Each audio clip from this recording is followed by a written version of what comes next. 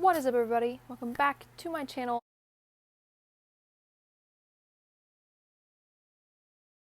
And today we are doing a true crime case.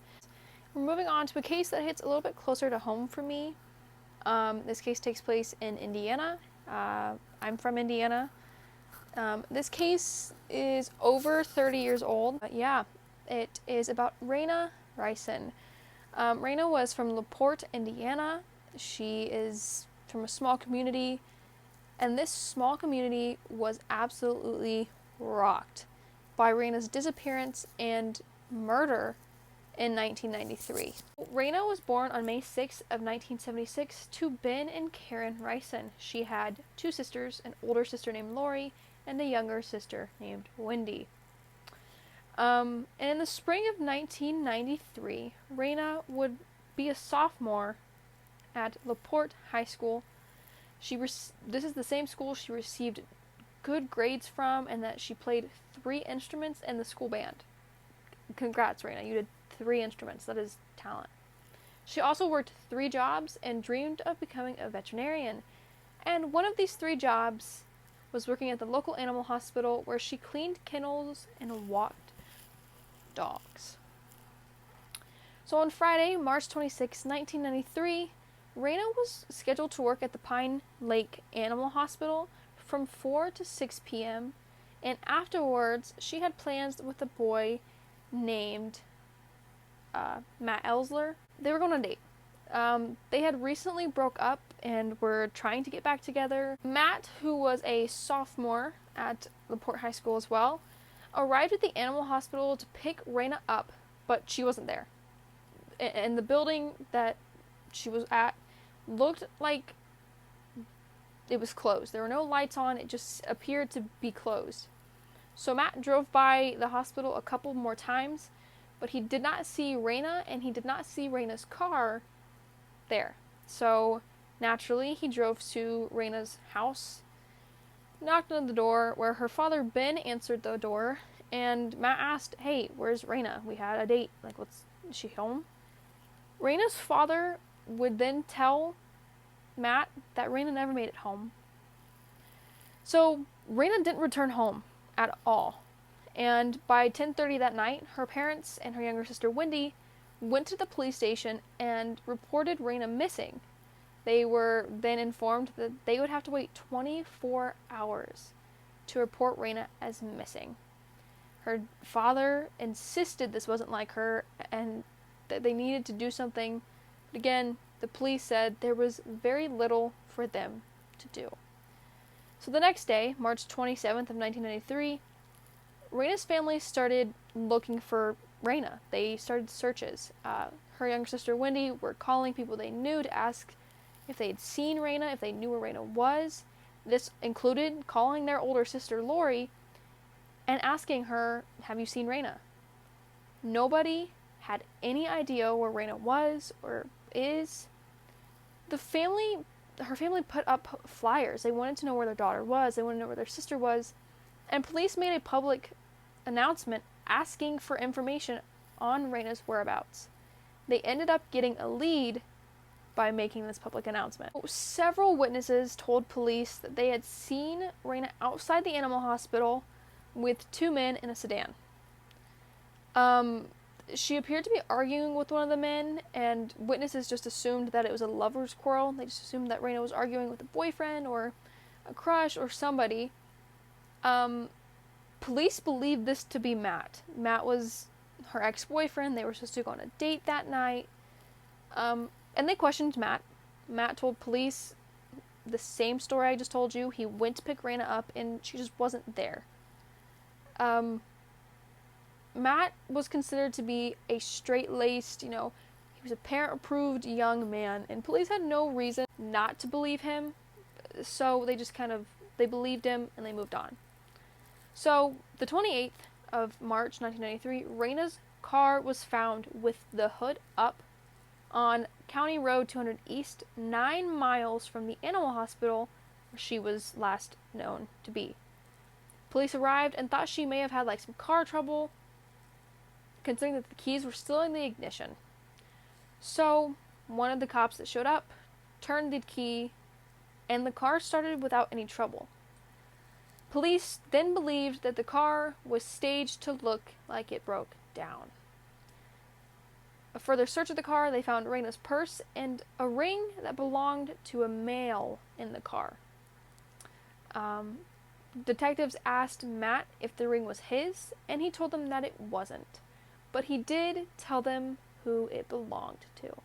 The ring did not belong to Matt, but in fact, it belonged to Rayna's ex-boyfriend, Jason Tibbs. Jason and Rayna dated for about 6 months when they were in the 7th grade, and they broke up, and Rayna got with Matt. So Rayna had been with Matt from 7th grade to sophomore year. So detectives tracked Jason down and asked him about the ring being in her car. He told them that it was his and that he had done some work on her car and taken it off and just put it in her car and forgot about it. Detectives then asked Jason what he was doing the night Rayna disappeared, and he gave this excuse. Him and his friends were playing fox hunting, which is a game of hide and seek using cars. Police then asked his friends if this was true, and his friends said while they were playing fox hunting, no one had seen Jason. Jason was just not there. They didn't know. They hadn't seen him. So not long after Rayna had went missing, America's Most Wanted aired a segment on her. This segment of America's Most Wanted led to another lead for police to follow, and they had received a tip that led them to Fail Road, where they found a leather jacket that was 7 miles away from where Rayna's car was found. The leather jacket belonged to her ex-boyfriend Matt, and he had given it to her. So almost a month after, or exactly a month after Rayna's disappearance in 1993, April 26th, a man was fishing with his teenage daughter at a local pond just off Range Road, north of US 20 in LaPorte County. His daughter had gotten bored with the fishing and decided to walk around the pond just to see what there was. She noticed something in the water and called for her father. And when her father showed up, he seen that there was a fully clothed body with 2 logs laid across the back. The man and his daughter then called the police, and when the cops showed up, they noticed that the clothes that the body in the water was wearing were similar to the ones Rayna was wearing when she disappeared. The body was later identified as Rayna Rison. The coroner performed an autopsy and found Rayna had no cuts or bruises on her body, so the cause of death was ruled as asphyxiation. Police were now investigating a murder. Detectives received a tip that they should look into Ray McCarthy. Ray was married to Rayna's older sister, Lori, and when Rayna was only 11 years old, Ray started to molest her. This went on for 2 years before Rayna ended up pregnant with Ray's child. Rayna got an abortion. There's going to be discussion about this, I'm pretty sure. Division on this decision. It was her decision over almost 30 years ago. She was 13. So Rayna did that. She got an abortion. And Ray was convicted of child molestation, and he received a 3-year suspended sentence. He received this sentence in 1991, and his probation ended on January 5th, 1993, just 2 months before Rayna disappeared and was murdered. Detectives interviewed Ray, and originally he agreed with what Lori said. Lori said she had not seen Rayna at all that night. But later on, they got Ray by himself to do an interview, and he admitted to seeing Rayna the night she vanished. So around 5:40 p.m. on March 26, 1993, Ray was looking for a house that was for sale on Warren Street. Warren Street was just around the corner from the animal hospital that Rayna worked. A witness later confirmed that Ray was there and that the story is true. Ray could see the hospital from the house he was visiting and could see that Rayna's car was there. So he went to the animal hospital, and when he showed up, Rayna was either sweeping or mopping the foyer. He asked her if she knew where her sister Lori was, because he wanted to talk to her. Rayna said she had no idea where her sister was, and Ray left. Ray also told police that he picked up a female hitchhiker that night, and that the reason he did not initially tell the cops that he spoke with Rayna was because Lori still didn't trust him after molesting her sister. I don't blame Lori. Feel like I wouldn't trust. I don't know if I'd still be married to that man. I don't know if she ever got divorced from Ray, but while Ray was considered a person of interest, after this, there was no evidence linking him to Rayna's murder, and with no other leads on Rayna's murder, the case was starting to go cold. A year and a half after Rayna's disappearance and murder, Indiana State Police pulled over a van driven by Larry Hall, and they arrested him for attempted kidnapping. In his van, he had newspaper clippings of Rayna and a prescription bottle with the name R. Rison on it. Larry claimed he was the one that kidnapped and killed Rayna. He said it. However, police discovered he was in Kentucky when she went missing and murdered, and that the prescription bottle was fake.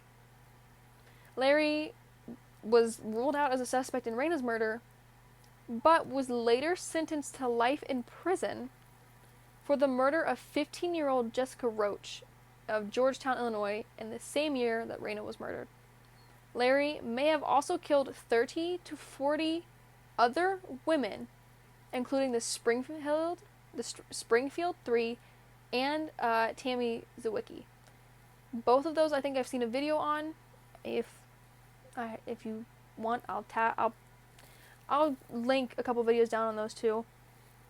So, 5 years after Rayna's murder and disappearance, in 1998, detectives working Rayna's case took another look at the men in her life. That included Matt, Jason Tibbs, and, of course, Ray. So, Matt's story never changed. And the authorities believed that Matt was innocent. He did not kill Rayna. Jason's alibi of fox hunting was not a solid one because none of his friends saw him. Nobody saw Jason at all. Then there was Ray. Police had got a search warrant for his property, and they found blood and 2 handguns and a stun gun in his house. They arrested and charged him with murder in May of 1998.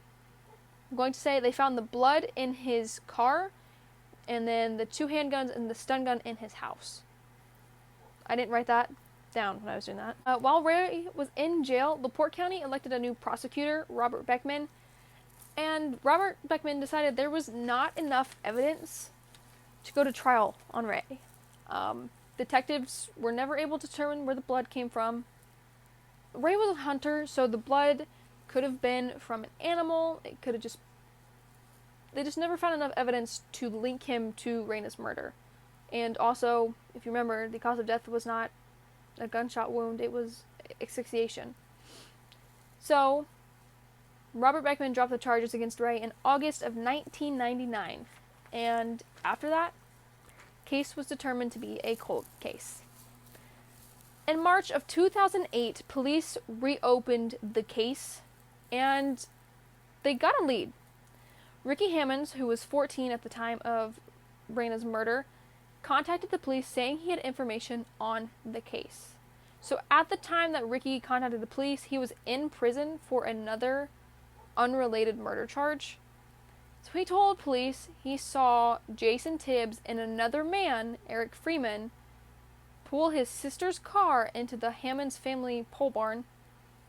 So Eric Freeman was dating Ricky Hammond's sister at the time, and Ricky said that they had opened the trunk to his sister's car, and Ricky could see that there was a body inside covered by a blanket, but the face of the body was exposed. He could see the face. He did not realize it at the time, but it was Rayna. He didn't realize it was her until the news was talking about her. And he told the detectives the reason he didn't come forward in 1993 was because he was smoking pot in the barn and didn't want to get in trouble, because smoking marijuana in Indiana is still illegal. So police interviewed Police interviewed Eric Freeman in 2008 and offered him immunity in 2013 in exchange for his testimony. So Eric told detectives that he and Jason went to the animal hospital around 6 as Rayna was getting off of work. Jason wanted to convince Rayna to get back together. Keep in mind, they broke up in the 7th grade. They are sophomores in high school at this time. Dude, it's been about 4 years. Move on. Rayna didn't want to. Rayna was like, I don't want to be with you. I'm going with Matt. Like, I like Matt. And they got into an argument. This argument led to Jason hitting Rayna, knocking her to the ground. Once she was on the ground, he got on top of her and strangled her. After he did exactly that, he told Eric, if I can't have her, nobody can. The two of them put Rayna in the trunk of Ricky's sister's car, drove to the pole barn, not realizing that Ricky was there hiding. And then Eric helped Jason dispose of Rayna's body in the pond along Range Grove. So in August of 2013, 20 years after the murder of Rayna Rison, police arrested Jason Tibbs, then 38 years old, and charged him with murder. He was arraigned on August 23rd of 2013. So according to court documents, Jason was determined a person of interest really early in the case because of his ring found in her car and letters seized from her room that stated he would go to almost any extreme to be her boyfriend again. The trial of Jason Tibbs started in October of 2014 and ended just 1 month later. So this is a very short and sweet kind of trial. Throughout this trial, though, the defense tried to discredit Ricky and Eric's stories and focus on Ray McCarthy. They were like, Ray killed her. Ray had threatened to kill her if Rayna told anybody about their sexual relationship. However, the relationship was reported when Ray got Rayna pregnant. Rayna, when she got the abortion, had to list the father and listed Ray. So, the jury did not believe the defense whatsoever about this outlandish story about Ray being the murderer, and they found Jason Tibbs guilty of murder, and he was sentenced to 40 years in prison. I do not believe that is a long enough sentence. I think that he should be rotting in prison until the day he dies. So, Jason's lawyers tried to overturn the murder conviction. However, in September of 2016, the Indiana Supreme Court voted 4-1 to reject Jason's request that it set aside the September 8th Court of Appeals decision to unanimously affirm his 2014 conviction and order a new trial. So, this is a little off topic from the murder, but we're going back to Ray McCarthy real quick. In February of 2018, police arrested Ray McCarthy in New Carlisle on a preliminary charge of felony battery resulting in serious injury. And on February 25th, 2018, he committed suicide while in jail. So, in September of 2018, Jason Tibbs sought a new trial if his attorneys could convince the judge one was warranted. They claimed that fibers found on Rayna were consistent with the carpet in Ray McCarthy's car. I'm going to say this, there were probably not a lot of useful evidence on Rayna's body if she was in the water for a month. So in addition, the attorneys believed that Eric Freeman was coached in his statement of Jason killing Rayna. They just didn't want to believe that Jason was at all possible of committing murder. But as of now, 2022, Jason hasn't had a new trial. There's been no wanting to overturn to get a new trial. So Jason is now going to spend the rest of his life in prison, hopefully. And Rayna finally got justice 20 years after she was murdered.